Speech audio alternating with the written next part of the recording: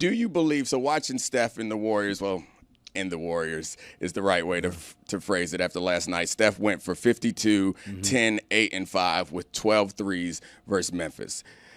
I've been hesitant to accept the fact that Jimmy Butler has taken this team to being a legitimate title contender, but I have the dream here, a real NBA expert, to let me know, should I be serious? Because I know they're better.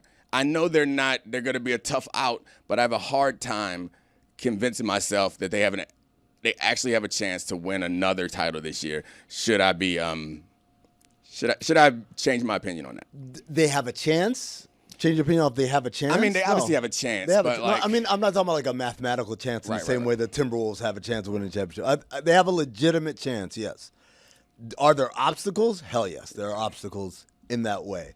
And chief among them is they don't have a lot of size, right? Like they're playing Quentin Post, who before this season no one even had heard that name before. They're playing Trace Jackson Davis has fallen out of the rotation to some extent. Kevon Looney is 700 years old, and yet somehow not 30. I don't believe. Like he's got 700-year-old knees. It would appear old and young at the same time. Doesn't have open hips.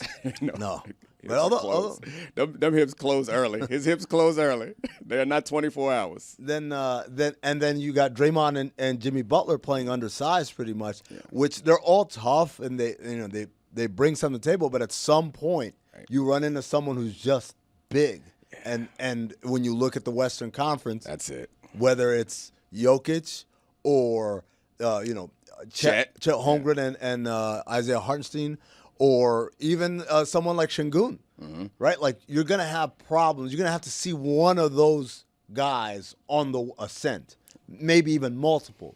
And are they? You're saying, okay, my guys are tough enough and smart enough and experienced enough, because a lot of people don't realize guys like Moses Moody and Kuminga, like they won a championship too. They've been around.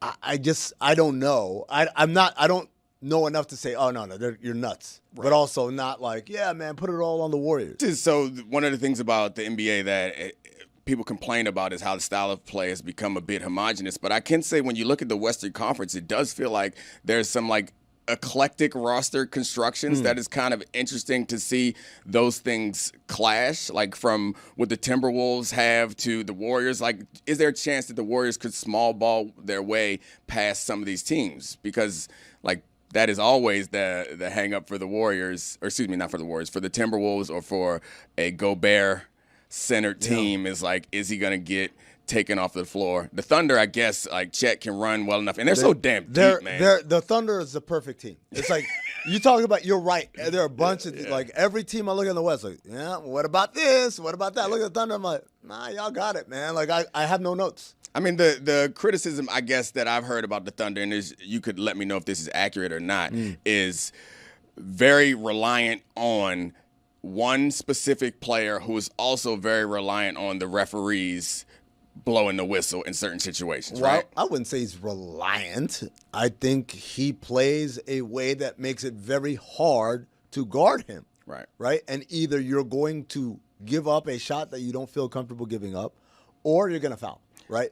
So well, I guess it's not, but it always drives me insane when people are like, oh, the refs. Like, no, he's getting fouled. Right. He's getting fouled because he plays at a pace. And if you think about all the guys that are great at drawing fouls, that are not like Giannis, that are just because. Talking about SGA, Shai Gilgeous-Alexander. Shai Gilgeous-Alexander, James Harden, Luka Doncic, like Jalen Brunson.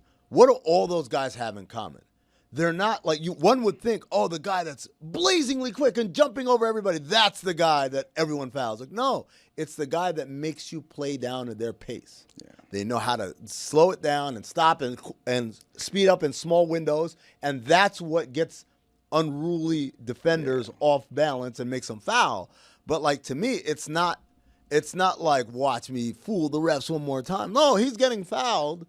And he's getting fouled because you have no recourse. Yeah, I mean, and I guess my point, you're right. I don't mean to say that he's like a foul grifter. Like, the fouls are genuine, but it is a part of his game. And the reason why that I've heard that should give me some concern is, like, the refs don't call every game consistently. Yeah. And then in the clutch, when you need those plays, that the refs tend to swallow their whistles in those situations. Oh, or their wishers, and they don't have like a true secondary like playmaker in a way that you would expect them. Like, well, isn't that the bigger question? More than like Shea at this point, we expect him to be awesome in the playoffs, but the question is more Jalen Williams and Chet, and if they're going to play really well consistently as a second and third option. My guy J Dub, man, I can't believe you're sitting here doubting J Dub, man.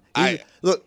You're right. The game plan, which is always my favorite thing about the NBA, it's the difference in the NBA and NFL. NFL, you guys have a game plan. It's like a secret. Don't let anyone know what the game plan is. It's a game plan. They're not going to. Oh my God, what are they doing? Oh, our heads are exploding. The NBA is like, yeah, hey man, you want our game plan? Here it is. Your opponent, here, take it. Take a look at it. Now stop it. Try and stop it. Right. So the game plan is we're going to get the ball out of Shea's hand. We're going to throw two at him. We're going to make someone else beat us. We're going to see how much. If we can go to the well to J-Dub again and again and again, and him and Chet, how much they can continue to convert before it dissipates on them, right? The reality is, Shai Gilgeous-Alexander leads the league in scoring at like 33 points a game. 8 of those points come from the free throw line. So he's still scoring 25 a game, not getting to the free throw line. Again, it's so easy to say, oh, yeah, just take Shai out the board, and then what are you going to do? Yeah, all right, go ahead. Yeah, there you go. Here you go. Now, here's my game plan. Now take him off the board. Yeah.